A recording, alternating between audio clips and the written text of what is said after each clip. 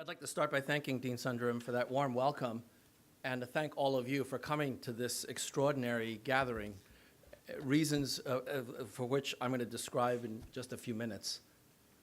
So I'd like to also join Dean Sundaram in thanking a number of people for making this possible. And I'd like to, of course, start with all of the sponsors for this gathering.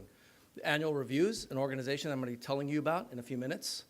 The MIT Golub Center for Finance and Policy, the NYU Stern School, and particularly the Solomon Center, and of course the CFA Institute, who's going to be responsible for the live stream, and all of you in the audience and online for participating in this gathering.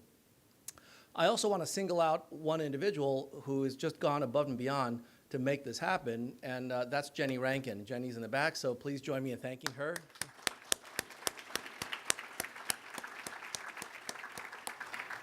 And I also want to thank our local hosts, of course, NYU for this lovely venue, and Matt Richardson for really being an extraordinary partner in organizing this event. It's a pleasure and an honor for me to be part of this.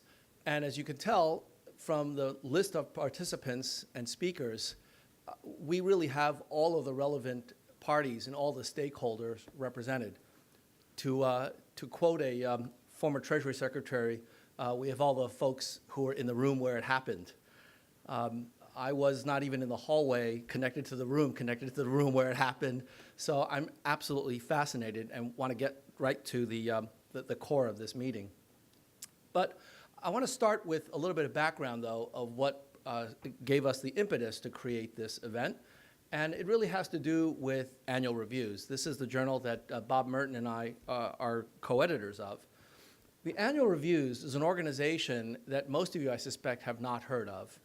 It's a nonprofit organization that was started in 1932 to collect information, research about biochemistry. So the very first Annual Reviews is the Annual Review of Biochemistry, published once a year, and it was basically review articles that were curated by the editors and the editorial board to summarize all the things that were going on in that field at that time, a very fast-moving field that's actually only gotten faster, as you can imagine. Since that time, there are now 51 different annual reviews, denominated by various disciplines, including the Annual Review of Financial Economics that Bob and I co-edit. And the idea behind these reviews is really crowdsourcing, but it's crowdsourcing of a very specific kind, bringing together various kinds of research and distilling them to provide some kind of an overview of a subject, particularly those that are moving very quickly, where it's just not possible for any one individual to be able to read all of the relevant research on that topic. Now, if this sounds like a bit of a book report, that's really not the intention. It's not really just summarizing research, but it's also providing the appropriate interpretation. That's often the difference I find between massive amounts of data versus information. It's really interpretation. And the co-editor of the Annual Review of Psychology, Susan Fisk, calls this reviews with attitude. We want authors to be able to use their own perspective to be able to shape the narratives that are summarized by these different reviews. Now, the editorial board members play a critical role, and certainly in our field, there's no exception. We have an amazing editorial board that helps us to collect all of these various different reviews, commissioning various authors to distill these different ideas. And in addition to the editorial board members, we have, of course, the support of the entire Annual Reviews organization, which is extraordinary. So I want to recognize in particular Sam Gubins, the former president and editor-in-chief. He was the individual who originally worked with Bob and me to create the Annual Review of Financial Economics. And the current president and editor-in-chief, Richard Gallagher, who you'll be hearing from a little bit later on, but the entire Annual Review staff that support all of the different 51 subjects do an amazing job of allowing us to focus on what we like to do, which is research, and everything else they take care of. So in volume 1 was 2009, 10 years ago. That was a rather strange period for us to launch an Annual Review of Financial Economics. A few interesting things happened in that year and the year before. And so our very first volume was obviously developed in that context. And if you read the preface to that first volume, you'll read that we talk specifically about the ongoing crisis. And out of the first few papers, you can see that 3 of them are actually focused on the crisis, including one by Franklin Allen, Anna Babus, and Elena Garletti, titled Financial Crises, Theory and Evidence. I think Franklin is in the audience here today. And it was the first article, one of the first articles that we published about the financial crisis. Obviously, at the time, things were just getting started, so many of us had no idea what was going on, and we were really trying to understand all of the various different narratives that were happening. At that time, we actually were really concerned about what the public reception would be to an annual review of financial economics, given that finances was getting dragged through the mud. But we decided that actually this was the perfect time to launch, because what this crisis indicated was the need for more knowledge about finance, not less. Shortly after that first volume, I was contacted by another journal in economics, a Journal of Economic Literature, and I was invited to write a book review about the crisis. They asked me to pick my favorite book on the crisis and write a review of it. And so naturally, I was very interested in the subject, so I agreed.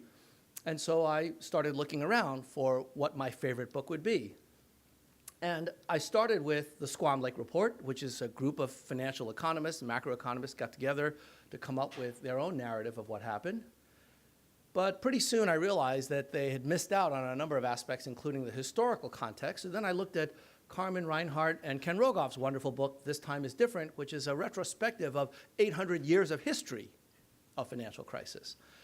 And after reading that book, I realized that there were certain institutional details that were missed. So I started reading other books about the crisis. And after a couple of years of reading, the editor of the journal finally said, if we don't get your report in, we're going to just skip it and go to somebody else. So finally, I decided to submit my report, and it was a review of 21 books on the financial crisis. Now, what I got out of that process was that there are many different narratives. And here are some narratives that I came across. The crisis was all about subprime mortgage lending. It was the subprime borrowers that really caused the crisis. And it was a combination of government policy like the Community Reinvestment Act and lower lending standards that ultimately caused these subprime borrowers to start defaulting at massively higher rates than the rest of the population. And that bankers were at fault too, because they did not have enough skin in the game. They were playing with house money, and they really weren't involved as they should be in the risk bearing. Nobody saw the crisis coming. And if there was any issues regarding the theoretical framework around the crisis, it was the efficient markets hypothesis. People had this utter devotion to market efficiency, and that's what caused it. And finally, changes in SEC regulation allowed huge increases in leverage among the investment banks.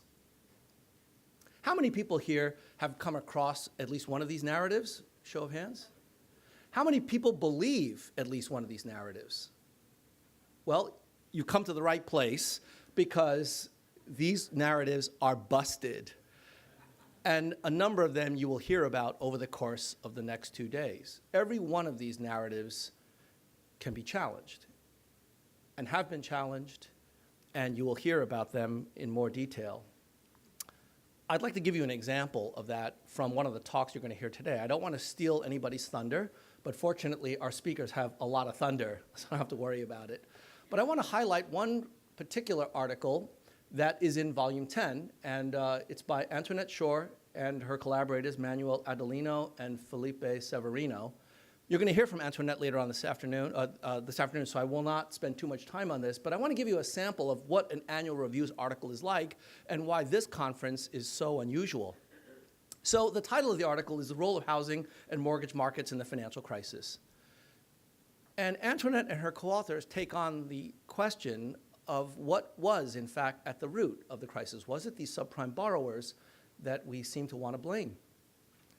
So the annual review article basically goes through the literature, and I mean a lot of the literature. So here's an example. they start with a question about mortgage leverage. Did mortgage leverage actually increase during the crisis period? Yeah, actually it did. Lots more mortgages, lots more leverage. You'll notice that there are these highlighted boxes in the text. This is the online version that I'm showing you.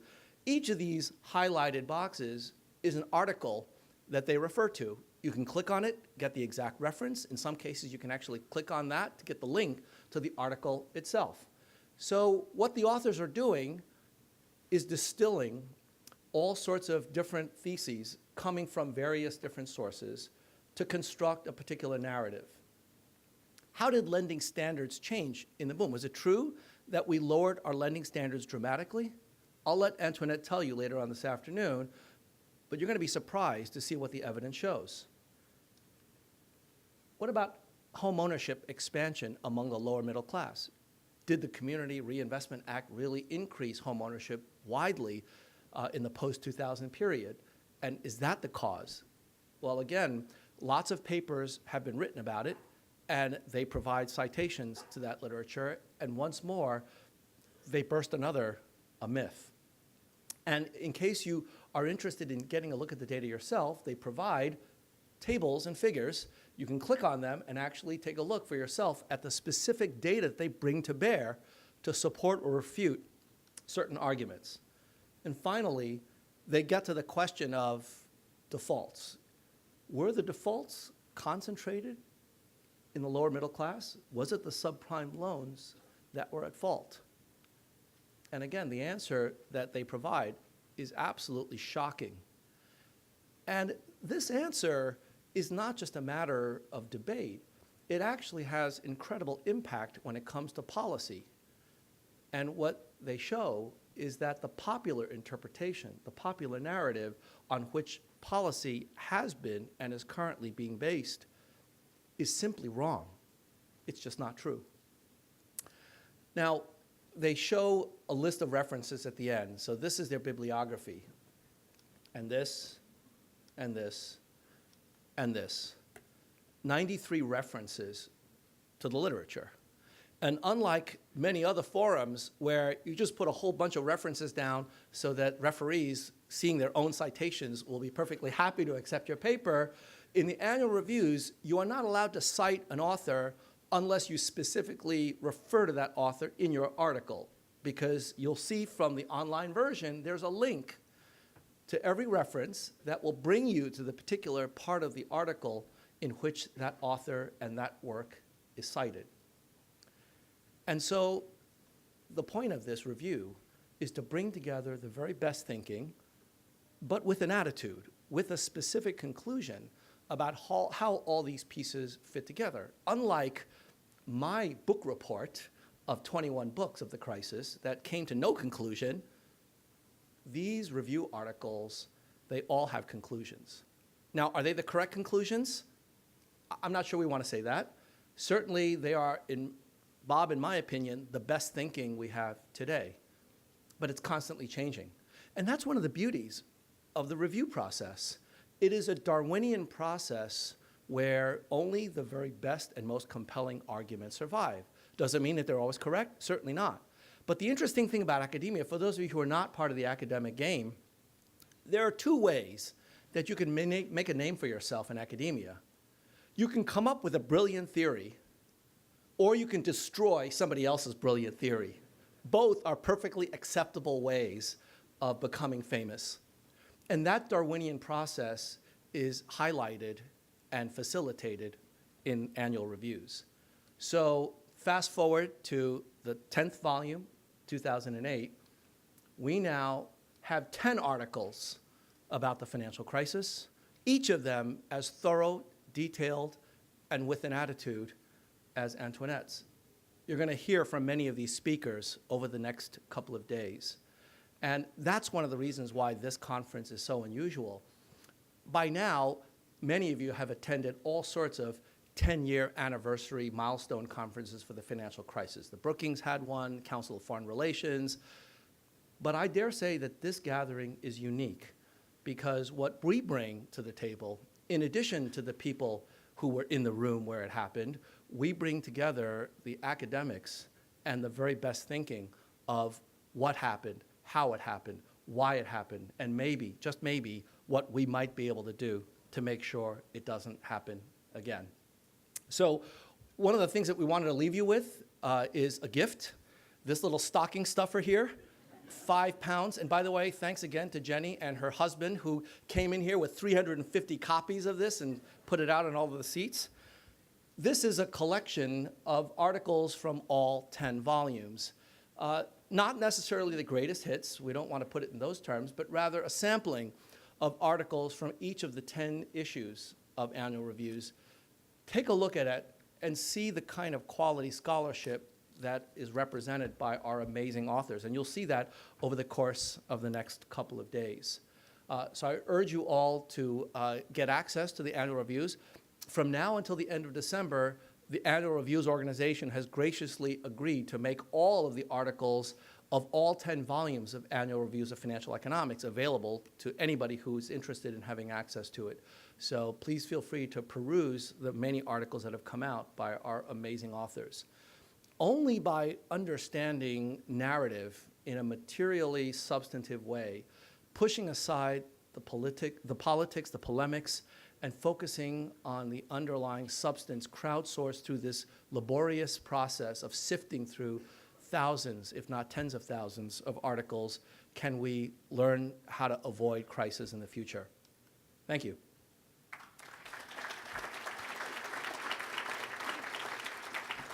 So we have 2 speakers this morning, really excited to introduce them. The first is Harold James, who's going to be talking about deglobalization post-crisis.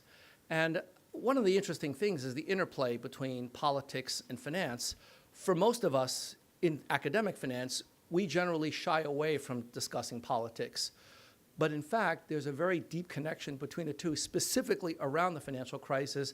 Harold's going to draw that out, and I hope he'll make a few comments about what happened the day before yesterday. So please join me in welcoming Harold James.